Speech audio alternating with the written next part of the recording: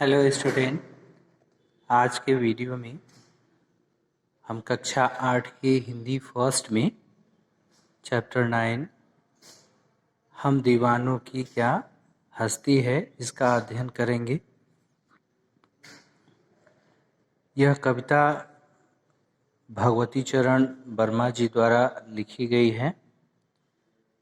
बहुत ही सुंदर कविता है जिसमें कवि अपने आप को दीवानों की क्या हस्ती यानी कवि अपने आप को दीवाना बता रहा है। दीवाना वो कैसा, दीवानों की क्या हस्ती यानी जीवन, दीवानों का जो जीवन है, हस्ती है, जिंदगी है, वो कैसी है। तो वह अपने आप को एक स्वतंत्र प्रिय और फक्कड़ अपने आप को दर्शाया है कि जो बिल्कुल भी इस दुनिया से परे होकर के सांसारिक मोह माया विलास को त्याग करके एक स्वच्छंद हो करके चलने वाले उस व्यक्ति की तरह है जो प्रेम को लुटाता चलता है। जहाँ जाता है, जहाँ पर पहुँचता है, वो अपनी प्यार भरी बातों, अच्छे विचारों से लोगों को आकर्षित करता है, लोगों को हंसाता है और साथ ही उनके अच्छे विचारों को ग्रहण करता है और उन विचारों को आगे जब वो जाता है दूसरे जगह पर तो औरों को बताता है। तो ये इस कविता को हम लोग अभी पढ़ेंगे, लेकिन इससे पहले हम जो है इसमें कुछ कठिन शब्द आए हुए हैं तो उन कठिन शब्दों को हम लोग जान लेते हैं। देखिए, हस्ती, और हस्ती का अर्थ जो है वो अस्तित्व और व्यक्तित्व है। आलम, आलम यानी संसार, जन समूह, उल्लास, उल्लास, खुशी, हर्ष, उमंग। जग, जग मतलब संसार, जगत। स्वच्छंद, स्वच्छंद का अर्थ है बिना किसी विचार या संकोच के। निशानी, निशानी मतलब चिन्ह। उर, उर का अर्थ जो है वो हृदय है, मन है। भार, भार मतलब बोझ। मान रहित यानी सम्मान के बिना। आबाद, आबाद का अर्थ यानी बसा हुआ, संपन्न। तो ये तो था कठिन शब्द। अभी हम जो है कवि परिचय को जान लें थोड़ा सा भगवती चरण वर्मा जी के बारे में। भगवती चरण वर्मा का जन्म 30 अगस्त 1903 में उन्नाव, उत्तर प्रदेश में हुआ था। इन्होंने लेखन तथा पत्रकारिता दोनों ही क्षेत्रों में प्रमुख रूप से कार्य किया। इन्होंने मूलतः किसी न किसी सामाजिक समस्या को ही अपनी कृतियों का विषय बनाया है। यानी जो भी उनकी रचनाएं हैं, कृतियां हैं, लगभग उन सभी में जो विषय है वह सामाजिक समस्या ही है। उनकी प्रसिद्ध कृतियां हैं चित्रलेखा, भूले बिसरे, चित्र, पतन, टेढ़े मेढ़े रास्ते आदि। इन्हें पद्म भूषण और साहित्य अकादमी पुरस्कार से सम्मानित भी किया गया और इनकी मृत्यु 5 अक्टूबर सन 1981 में हुई। आइए इनकी कविता को जानते हैं। प्रस्तुत कविता में अल्हड़, मस्ती, स्वतंत्र प्रिय व्यक्ति की फक्कड़ता को दर्शाया गया है जो घर संसार और अपना पराया भूलकर आगे बढ़ता जाता है। जैसा कि मैंने अभी आपको बताया है कि कवि ने अपना स्वभाव इसमें कैसा बताया है, दीवानों की तरह। और वो दीवाना कैसा, और दीवानों की क्या हस्ती यानी दीवानों क्या क्या जीवन, और वो जीवन किस प्रकार का, यानी अल्हड़, मस्ती, स्वतंत्र प्रिय व्यक्ति की तरह, फक्कड़ता की तरह। फक्कड़ व्यक्ति जिस तरीके से उसको किसी भी प्रकार की चिंता नहीं होती है, न खाने की न पीने की, जहाँ वो जाता है वहीं रुक जाता है, आगे बढ़ता चला जाता है, उसको किसी की परवाह नहीं होती।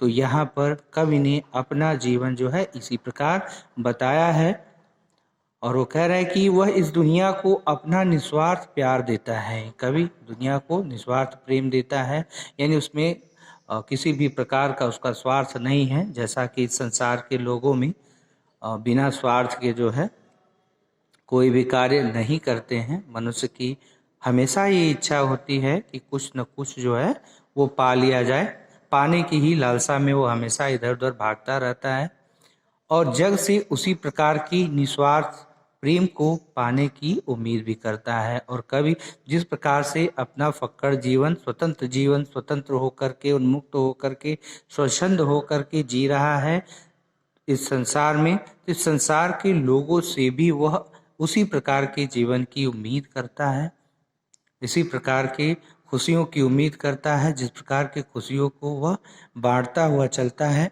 उसी प्रकार के खुशियों की उम्मीद यह लोगों से भी करता है। लेकिन माया मोह में लिप्त यह संसार अपने में ही मग्न है। कवि क्या कहता है, लेकिन ये संसार है, यह मोह माया में लिप्त है, डूबा हुआ है, संसार अपने में ही मग्न है, उसे किसी की परवाह नहीं है।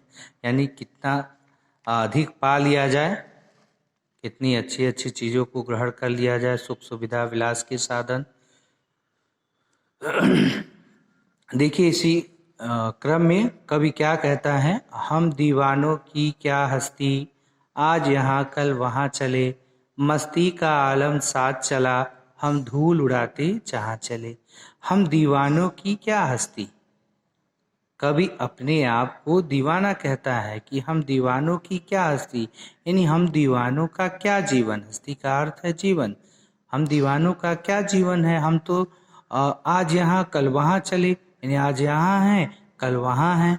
हमारा तो काम ही है कि सांसारिक मोह माया को छोड़ करके आगे बढ़ते रहना है और लोगों को सुख और प्रेम पहुँचाना है और उनसे सुख और दुख जो है बांटना है और इसी क्रम में हमें आगे बढ़ते चले जाना है। मस्ती का आलम साथ चला, हम धूल उड़ाते जहाँ चले। और कवि भगवती चरण वर्मा जी ये कहते हैं कि मस्ती का आलम साथ चला। कवि ये कहता है कि और मैं जैसे जैसे आगे बढ़ता जाता हूँ, मस्ती का आलम साथ चला, मेरे साथ मस्ती का आलम साथ चल, यानी मैं जहाँ पर जाता हूँ वहाँ पर लोगों को आनंदित करता हूँ। वहाँ का जो आलम होता है, जो माहौल होता है, वह सुखदायक होता है, आनंददायक होता है। मस्ती का आलम साथ चला और मैं जहाँ भी जाता हूँ वहाँ पर खुशियाँ ही फैलाता हूँ, प्यार ही लुटाता हूँ, हम धूल उड़ाते जहाँ चले। यानी मैं धरती के जिस कोने में भी जाता हूँ इसी प्रकार का आलम होता है। आगे देखते हैं हम, आए बनकर उल्लास अभी, आंसू बनकर बह चले अभी, सब कहते ही रह गए, अरे तुम कैसे आए कहाँ चले। कवि इसी क्रम में ये कहता है कि आए बनकर उल्लास अभी, आंसू बनकर बह चले अभी, और सब कहते ही रह गए, अरे तुम कैसे आए कहाँ चले। यानी कभी जहाँ भी पहुँचता है वह खुशियाँ फैलाता है, प्यार लुटाता है, लोगों के सुख दुख को बांटता है और लोग जो है उसकी बातों को सुन करके आनंदित होते हैं और क्या कहते हैं कि आए बनकर उल्लास अभी, यानी अभी अभी तो तुम उल्लास बनकर, खुशी बनकर आए हो, प्रसन्नता लौटी है, आंसू बनकर बह चले अभी और हम लोग प्रसन्न हुए हैं, लेकिन और अभी अभी चल दिए। और कवि के जाने से उन लोगों के अंदर जो दुख का भाव प्रकट हो रहा है लोगों में, उसको वो कह रहे हैं कि आंसू बनकर बह चले, यानी अभी अभी तो तुम खुशी बनकर लौटे हो और अभी अभी जा रहे हो और तुम्हारे जाने से जो ये दुख की अनुभूति हो रही है वह आंसू के रूप में प्रकट हो रही है। आंसू बनकर बह चले अभी, यानी तुम अभी अभी खुशी बनकर आए हो और आंसू बनकर जा रहे हो। सब कहते ही रह गए, अरे तुम कैसे आए कहाँ चले। और सभी लोग यही कहते रह गए कि तुम कैसे आए, यानी तुम कैसे आए खुशी बन करके कहाँ से और कहाँ चल दिए। यानी अभी अभी तो तुम खुशी बनकर आए हो और अभी अभी जो है जा रहे हो। यानी कवि के जाने से, आने से तो उल्लास हो रहा है, सबको खुशी हो रही है, सभी लोग प्रसन्न हो रहे हैं, लेकिन वहीं कवि के आगे बढ़ने से लोगों में दुख हो रहा है। यानी वो खुशी को आगे जाते हुए देख रहे हैं और दुख का अनुभव कर रहे हैं उनके जाने की वजह से। और सब यही कहते रह गए कि तुम कैसे आए, कहाँ चले, तुम अभी अभी कैसे आए खुशी लेकर के और फिर कहाँ चल दिए। किस ओर चले मत ये पूछो, बस चलना है इसलिए चले, जग से उसका कुछ लिए चले, जग को अपना कुछ दिए चले। किस ओर चले मत ये पूछो, बस चलना है इसलिए चले। और कवि जो है लोगों की, संसार की बातों को सुन करके वो क्या कहता है कि किस ओर चले मत ये पूछो। कवि अपने फक्कड़पन स्वभाव के कारण वह पूछता है, वह कहता है कि हमसे ये मत पूछो कि किस ओर चले, कि मैं कहाँ जा रहा हूँ, मुझसे यह सवाल मत पूछो, क्योंकि मैं इसका कुछ जवाब नहीं दे पाऊंगा। ये निश्चित नहीं है कि मैं कहाँ जाऊंगा। मैं तो स्वतंत्र हूँ, उन्मुक्त हूँ, स्वच्छंद हो करके आगे बढ़ता जाता हूँ, लोगों पर प्रेम लुटाता जाता हूँ और लोगों से भी उसी प्रकार की अनुभूति मैं करता हूँ, उम्मीद करता हूँ। तो मुझसे ये मत पूछो कि मैं कहाँ जा रहा हूँ, मैं बस चलना है इसलिए चले। मेरा काम तो बस चलना है, आगे बढ़ते जाना है, इसलिए हम जा रहे हैं, इसलिए हम चले। जग से उसका कुछ लिए चले, जग को अपना कुछ दिए चले। और इसी आगे बढ़ने के क्रम में वो कहता है कि मैं आगे बढ़ता जाता हूँ और जग से उसका कुछ लिए चले, और जग से, इस संसार के लोगों से कुछ लिए चलता हूँ, यानी जहाँ भी जाता हूँ उनसे कुछ ग्रहण कर लेता हूँ और जग को अपना कुछ दिए चले। यानी संसार के अच्छे विचारों को मैं ग्रहण कर लेता हूँ और जैसे आगे बढ़ता हूँ वहाँ के लोगों को मैं अपनी अच्छे विचारों को दे भी देता हूँ। यानी जग से उसका कुछ लिए चले और जग को अपना कुछ दिए चले।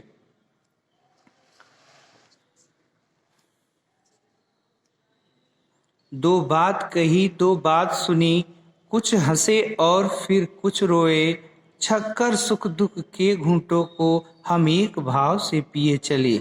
और कवि ये कहता है कि दो बात कही दो बात सुनी, और इसी क्रम में आगे बढ़ने के क्रम में वो कहता है कि मैं आगे बढ़ता जाता हूँ और दो बात कही, दो बात कहता हूँ लोगों को और लोगों से दो बातें सुनता हूँ, फिर कुछ हंसता हूँ।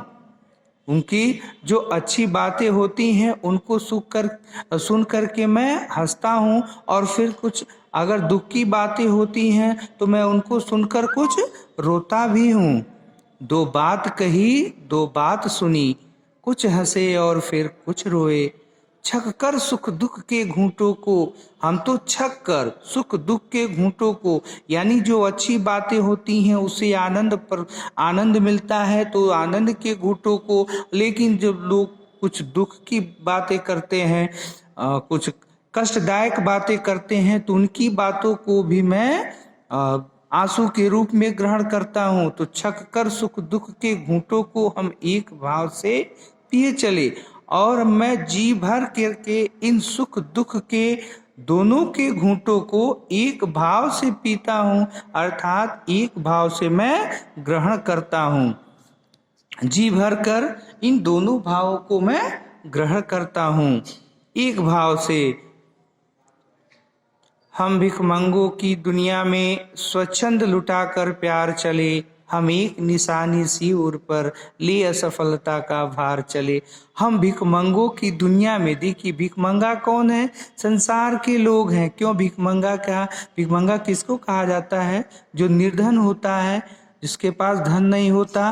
तो यहाँ पर किस प्रकार के धन की कवि जो है बात कर रहा है? तो यहाँ पर प्रेम रूपी धन की बात कर रहा है कि हम लोगों को प्रेम बांटें और प्रेम मांगे, प्रेम से बातें करें, लोगों के सुख दुख को सुने, एक भाव से सबकी बातों को ग्रहण करें। उसी क्रम में कवि कहता है हम भिखमंगों की दुनिया में स्वच्छंद लुटाकर प्यार चले, यानी हम इस निर्धनों की दुनिया में, यानी किस प्रकार के निर्धन की, यानी प्रेम किसी के पास प्रेम नहीं है किसी भी व्यक्ति के लिए, तो हम ऐसी दुनिया में स्वच्छंद लुटाकर प्यार चले और हम इस प्रकार की दुनिया में अपने प्रेम को, अपने स्नेह को स्वच्छंद रूप से यानी स्वतंत्र हो करके दोनों हाथों से लुटाते हुए चल रहा हूँ। हम एक निशानी सिर पर लिए असफलता का भार चले। और कवि कहता है कि अगर इस क्रम में हम एक निशानी सिर पर ले असफलता का भार चले और अगर इसी क्रम में मुझसे किसी को कष्ट पहुंचता है या किसी से मुझको कष्ट पहुंचता है तो ये भी हमारी ही गलती होगी। मैं इसे अपना ही दोष मानूंगा और इस असफलता का भार मैं अपने ही हृदय पर लेकर के आगे बढ़ूंगा। यानी कि हम एक निशानी सिर पर, उर का अर्थ जो है वह हृदय है, लिए सफलता का भार चले। यानी अगर हमसे किसी को कष्ट पहुंचता है या किसी से हमको कष्ट पहुंचता है तो इसमें भी हमारी ही कमी है। मैं उसे अपनी ही कमी मानूंगा, अपनी ही असफलता मानूंगा और इस भार के साथ मैं आगे बढ़ जाऊंगा। हम मान रहित अपमान रहित जी भर कर खुलकर खेल चुके, हम हंसते हंसते आज यहाँ प्राणों की बाजी हार चले।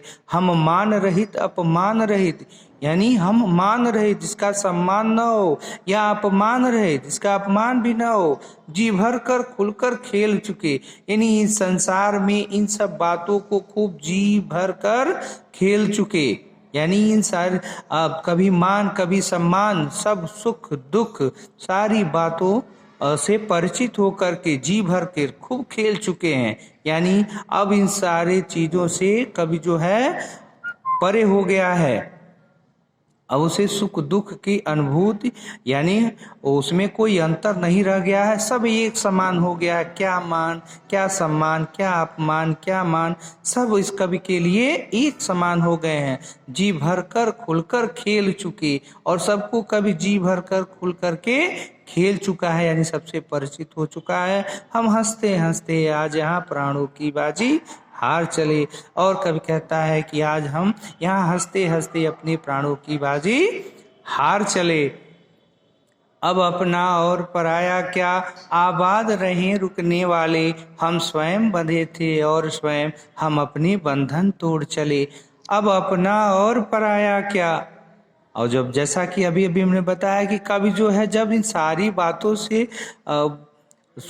संतुष्ट हो चुका है, अब उसे सुख क्या दुख क्या, मान क्या सम्मान क्या, अपना क्या पराया क्या, उसे सब अब एक समान है। उसे किसी भी चीज से मतलब नहीं है। यानी वह सांसारिक मोह माया के बंधन से स्वतंत्र हो चुका है। अब अपना और पराया क्या, यानी अब जो है वह अपने और पराये में कोई भेद नहीं करता। अपना पराया क्या, यानी कवि का कहने का मतलब है कि मैं किसी को अपना मान के प्रेम नहीं करता और किसी को पराया मान करके उसके साथ घृणा का भाव नहीं रखता।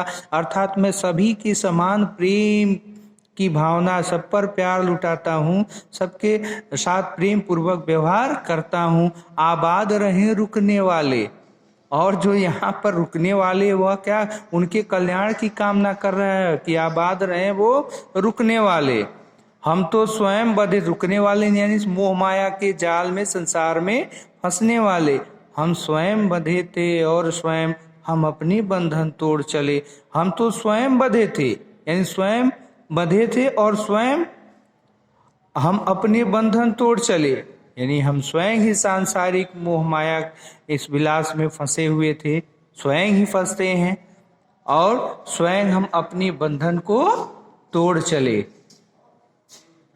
सो स्टूडेंट, अब आगे के भाग को, इसके प्रश्न अभ्यास को लेकर के हम आगे की वीडियो में उपस्थित होंगे। तब तक के लिए टेक केयर।